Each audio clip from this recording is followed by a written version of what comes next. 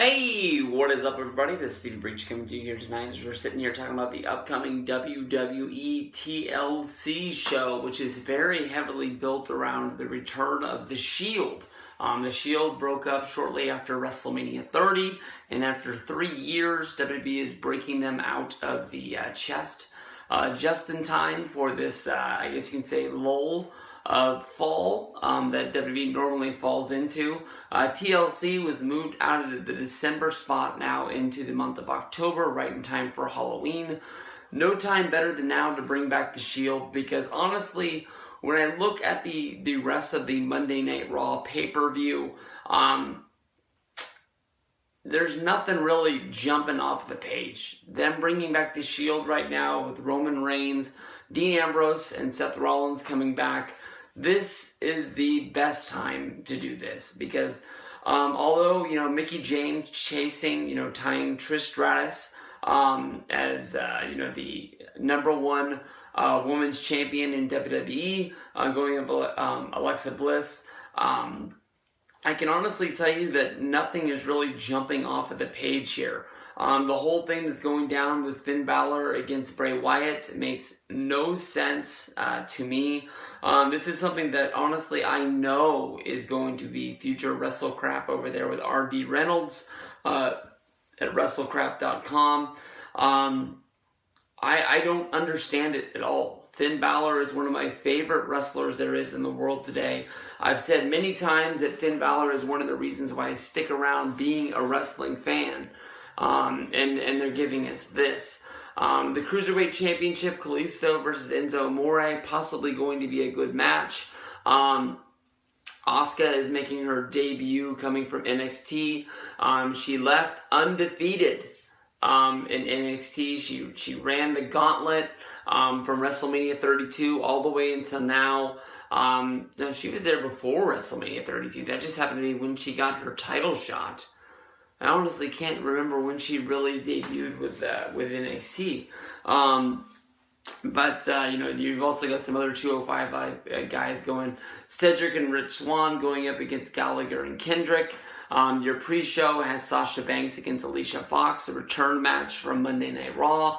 So, there's nothing really huge going down on the show. If it wasn't for the Shield, I can honestly tell you that this is easily a pay-per-view that I at least know that I would miss. Maybe even you would skip as well. No time better than now to talk about Sasha Banks versus Alicia Fox. Alicia, one of my favorite girls on the main roster. Sasha Banks falling into the kickoff spot yet once again. Sasha easily one of... I didn't even think about it till now. One of the best girls on the roster. But just falls into that kickoff spot yet once again. This is going to be, it is what it is, pay-per-view. I know that I'm going to be sitting down, I'm going to be watching it come 5 o'clock on Sunday. So we'll see what time brings, but I'm not looking for a blockbuster. I'm just looking for a good main event. Hey, what is up everybody? This is Stevie Breach coming to you here with the first match from WWE TLC 2017, which is the kickoff between Sasha Banks and Alicia Fox. I almost just went over this in the preview video for the full show preview, but decided that there was a little bit of a backstory, that this might have deserved its own video. We're going to be getting Sasha Banks going against Alicia Fox. Sasha, on National Boss Day, beat Alicia Fox on Monday Night Raw, and after the match was over, Alicia Fox thought that she deserved a little bit more respect and attacked Sasha Banks in the back. The roster for this TLC pay-per-view honestly looks like it's a little bit thin. For them to have to dip and do Alicia Fox versus Sasha Banks, I don't really understand what the point of this match is. On one hand, we have my favorite WWE diva of all time, Alicia Fox, going up against Sasha Banks, the woman who threw a Sharpie at me and blocked me on Twitter for saying that I was an Alexa Bliss fan. Sasha Banks, honestly, in my mind, possibly would have made out better if she would have moved to SmackDown as a part of the SmackDown versus Raw talent switch that went down a little bit ago. Instead, Charlotte jumped over, and even Charlotte hasn't got the best jump over there. But to me, honestly, Sasha has either been in the title picture, switching the title back and forth with Charlotte, or she's been stuck in this limbo of just WWE having nothing for her but wanting to use her and just being used on the kickoff. To me, honestly, when I think of the kickoff show, they either use The Miz or they use Sasha Banks. Each and every month, it seems like. Alicia Fox, my favorite diva of all time. Everybody's seen the video that I did with her and the Bellas, Dolph Ziggler, doing the WWE Bold Doritos thing. That was years ago. I can't even remember how many years ago that was. Possibly even 5 years from now. But Sasha's going to get the win here. I don't really see how this puts her in the title picture. Going up against Alexa Bliss. I don't want to get too much into that because she's going up against Mickie James on this show. But honestly, I think that Mickie James versus Alexa Bliss right now is sort of like it's a match. But I mean, I don't think there's anybody who really thinks Mickie has a shot to win this match, and I apologize.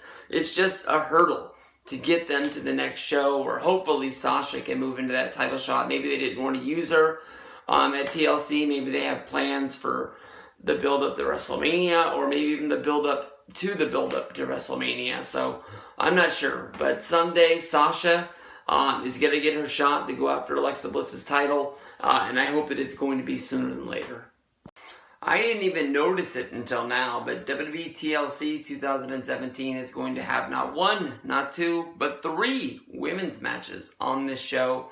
I talked in the last one about Sasha Banks versus Alicia Fox, that I thought that Sasha Banks really has sort of got the bump ever since the Raw and SmackDown talent switch that went down a little while ago.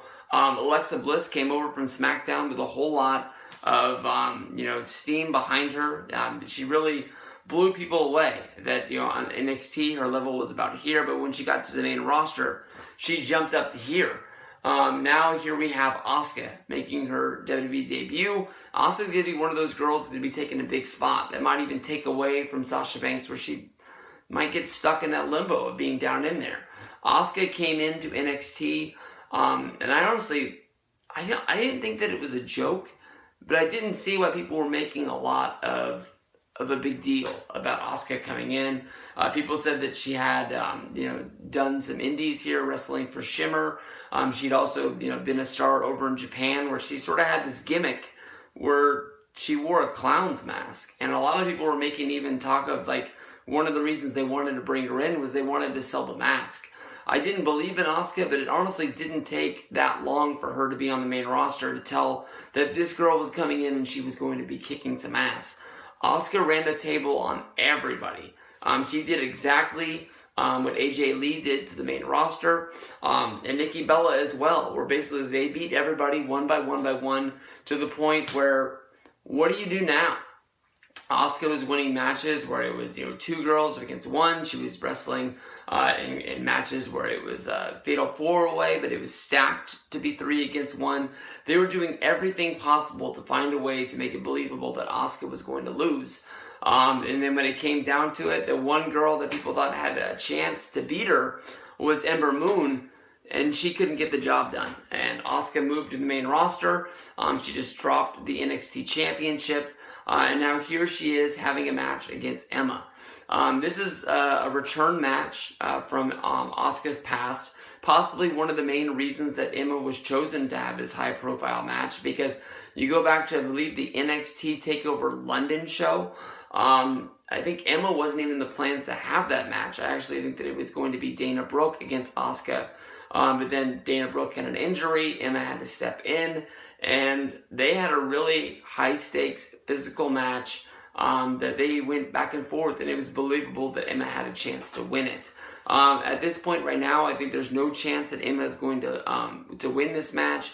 Asuka should take the victory, but it's Emma's job to go out there and make Asuka look great, and then we'll have to wait another day for give Emma a chance. I don't want to say that WWE is done with Emma, but I hope that they find something, even if it means she has to switch over to SmackDown, or even if she has to go back to NXT for a third shot.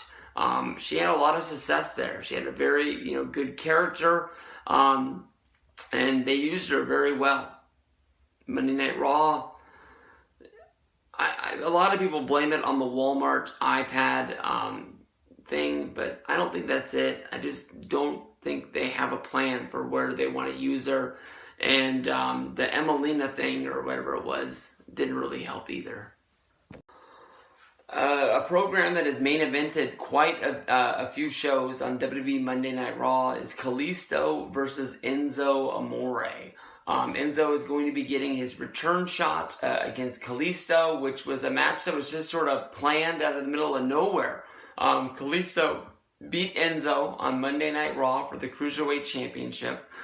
This is honestly something that we've seen even when Neville was champion, where WWE, to sort of give 205 Live a sort of kick in the pants, did a title change. We had Tozawa beating Neville. This time we had Kalisto beating Enzo Amore.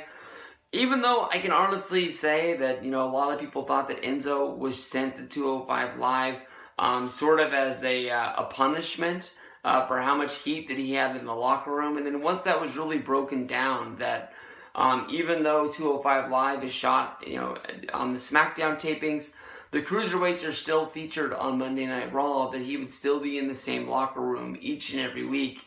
Didn't really make a lot of sense. They probably thought that, Big Kaz would be, sort of elevated on the Monday Night Raw talent roster. And where would they let that leave Enzo? I don't think that Enzo was going to find a lot of luck being on the main roster when they have 205 Live there. We saw guys like Sin Cara, we saw guys like Kalisto just sort of fade away to nowhere, where WWE didn't really know how to use these guys, and we're just waiting for them to be able to jump over to this other show. Kalisto, he's a former United States champion, he's a former tag champion, he's a former NXT tag champion. He's done a lot in WWE. I think that he is going to find some good matchups and be in some good matchups on 205 Live in the Cruiserweight division. I think that honestly that WWE wants to capitalize on Enzo Amore.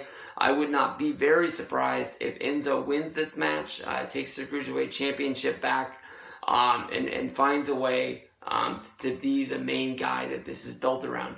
We still have no answer to what is going on with Neville.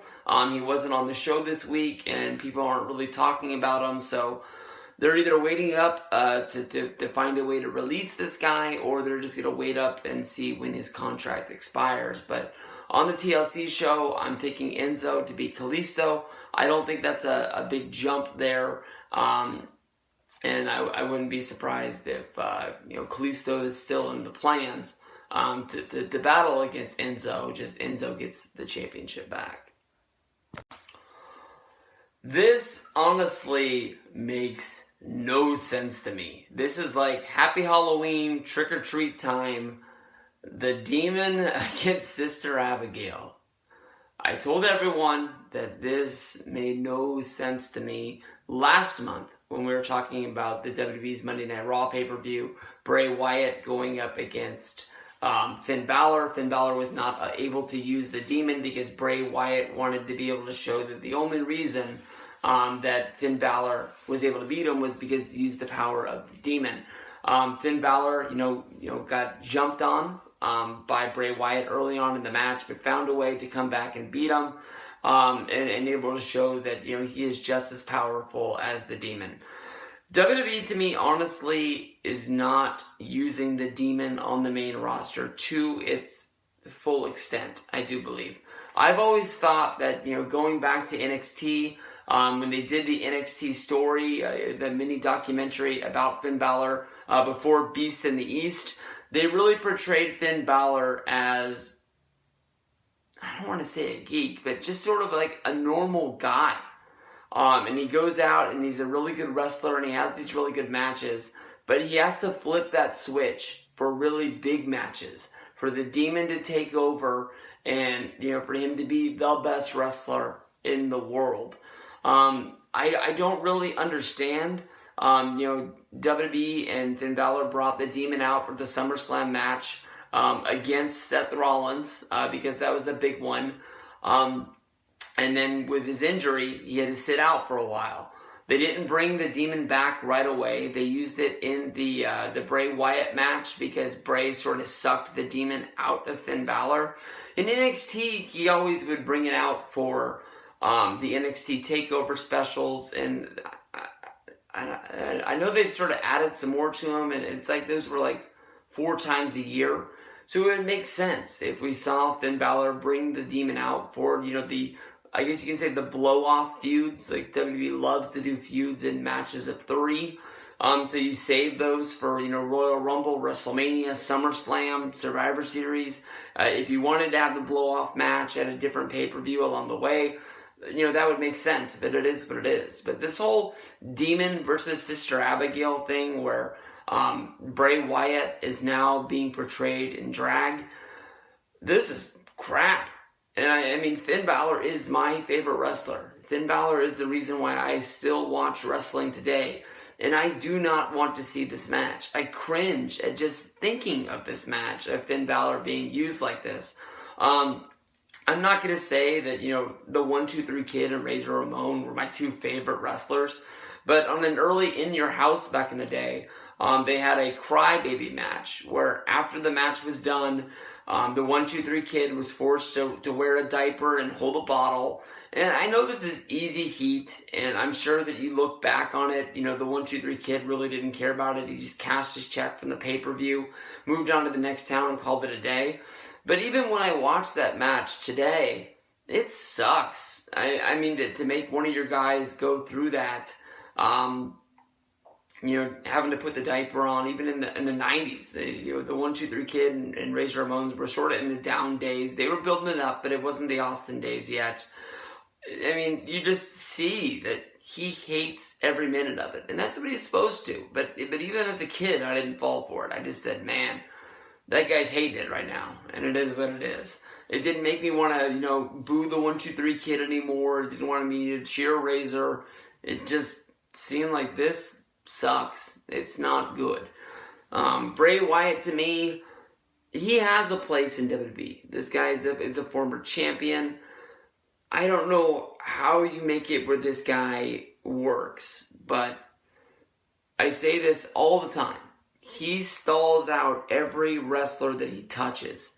If you go back after the old Seth Rollins against Dean Ambrose feud, Dean Ambrose was supposed to be the next Stone Cold Steve Austin of wrestling. That dude was over. You put him in a few months of a feud against Bray Wyatt, and he had nothing going into the Royal Rumble and WrestleMania that year after that feud. Throughout Halloween Street Fights, the Tribute for the Troops match, the TLC match. It main evented that show, and nobody cared about it. Bad match. Nobody even thinks about it. I'm sure people don't even bring it up and watch it on the network. But I mean, Brock Lesnar's match at WrestleMania 32. Why am I talking about that? I'm not talking about Dean. I'm talking about Bray Wyatt. But just bad matches that nobody cares about, and they just get forgotten about in the history of time. Get this feud over. People are saying that Finn is going to be, main eventing the Survivor Series show, wrestling against Brock Lesnar. Now there's plans that maybe they're going to be doing Brock Lesnar against Jinder Mahal. Just let me see when Finn gets his title shot. He's probably not going to win because I don't think that Brock is going to drop the championship until WrestleMania against Roman. But give me a shot for something good. Let's just get this over with and done with, and never bring back Sister Abigail. I remember we've been talking about this for years. We were even talking about last month that maybe Sister Abigail was going to be Paige, where they're making a return to the main roster. Anything other than Sister Abigail showing up as Bray Wyatt in drag. Bad stuff. Alright, here we go. Raw Women's Championship shot. Alexa Bliss going up against Mickie James. This is the, I guess you can say, borderline second biggest match on the show behind the Shield, which is going to be a big deal. Alexa Bliss really has been kicking some ass on Monday Night Raw. I honestly thought that when she came up from NXT and she was on SmackDown, that she really exceeded what people thought she was going to be in WWE. But then when she jumped from SmackDown to Monday Night Raw, I think that honestly, she's jumped up the ranks even more. Alexa Bliss possibly could be one of the best women's wrestlers there is in WWE's history. I think when it's all said and done, her first year in WWE, honestly, has blown the doors off many, rookie girls on the main roster that I can think of in a long time. On this show, I think that honestly, Mickie James stepping up and winning the shot to go after the championship surprised a lot of people. What Mickie is trying to do is she's trying to go out and win. I'm not sure if this is going to be her 10th women's championship or her 11th women's championship, maybe even her 9th, 10th, or 11th, somewhere in there. But she's going to tie Trish Stratus as one of the, most winningest champions of all time on the women's side in WWE. Mickie James, what she's done in her career, she chased after Trish Stratus when she first came up there. That's probably one of the biggest women's storylines that they've ever done in WWE, with the whole Mickie being a big fan of Trish, and then Mickie falling in love with Trish, and then Mickie and Trish kissing, and them having the whole breakup at WrestleMania where Mickie got to beat Trish. And then I think even when Trish wrestled her last match as being a part of the main roster, she's came back a few times. She came back at a few times at matches on Raw, teaming with Cena. She came back teaming with Snooki at WrestleMania. But when she left the main roster, she sort of gave the rub to Mickie James that Mickie was taking over and she was going to be the best women's wrestler on the roster. I think that it would be a tip of the hat if Mickie was to win, even if it was just a one night or maybe even a 1 month title reign to get to the next pay-per-view. But I don't think that Alexa is going to be losing this championship. I think they're trying to set up something. And just like when they did the NXT TakeOver Toronto, where Mickie James got the shot against Asuka, I think they're just trying to buy some time. Mickie is a legend that gets a title shot. They really haven't used her to her potential on the main roster since bringing her back. But I think that's good to have this match.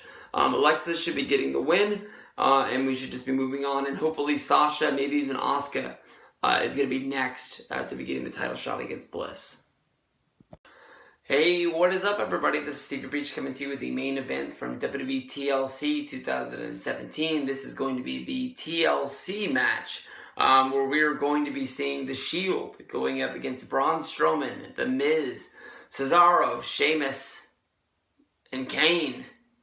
I guess this is the first year that WWE isn't going to be using the full all-on gimmicks of the tables match, a ladder match, a chairs match, and then also having a TLC match. They're just doing just TLC, and that's it. Maybe somewhere along the way, maybe they break the gimmicks out, because they lay them all out for the stage and the entrance for the show.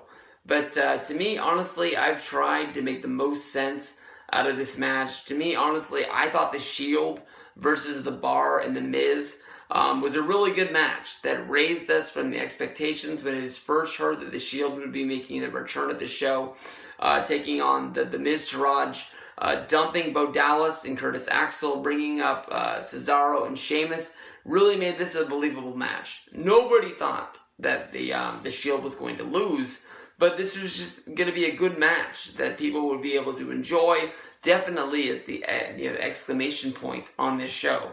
Later on Raw, after the Shield returned, The Miz was able to get Braun Strowman to return and be a part of this match, making it a 4-on-3. When Braun Strowman beat Roman Reigns on Monday Night Raw, the Miz was able to add a new partner to the team, now making it a 5-on-3, adding Kane. I've tried my best to make the most sense out of this match possible. To me, honestly, when it was 3-on-3, it was very believable. When they added Braun Strowman, it was like, alright. But now with Kane makes no sense at all. The only lines that I could draw to try and connect this together is that Kane doesn't like Seth Rollins. Braun Strowman doesn't like Roman Reigns. Dean Ambrose has fought The Miz 1,000 times. I'm sure that Dean Ambrose has had matches when he was in the mid-card Intercontinental title reign, going up against Sheamus and Cesaro as well.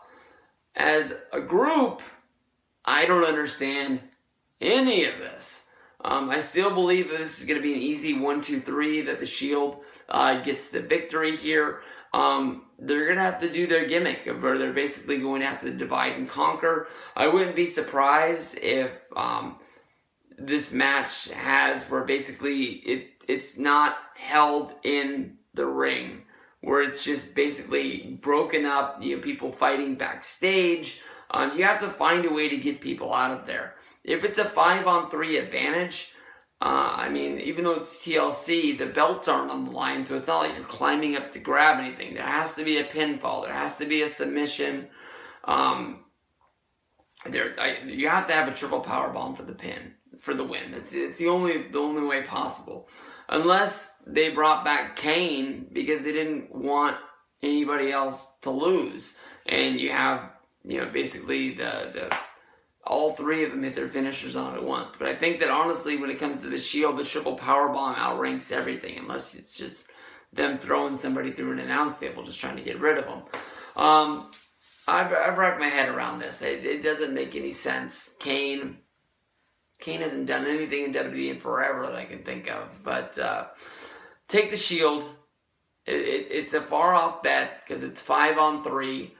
But I want to know what they do with these guys. That's the only thing I think of. I want to take it step by step. I think that TLC is going to be awesome. I wish there was a way I could just watch this one match, because I don't think there's anything else that's going to be worth a damn on the rest of the show. But, man, 5-on-3, Shield versus all these dudes. They should have just made it a freaking Survivor Series match. I got no clue. Maybe that's where they're going. Maybe they'll add the Hardys and, not the Hardys, but maybe they'll have Matt Hardy and Jordan to this team because of the connection with Strowman and Hardy from Monday Night Raw. Maybe that'll be Survivor Series. Maybe they just took a step ahead to bring these guys back. But I got no clue. Take the Shield. Take the easy money. See you guys down the road. Sunday, we'll be talking about this again.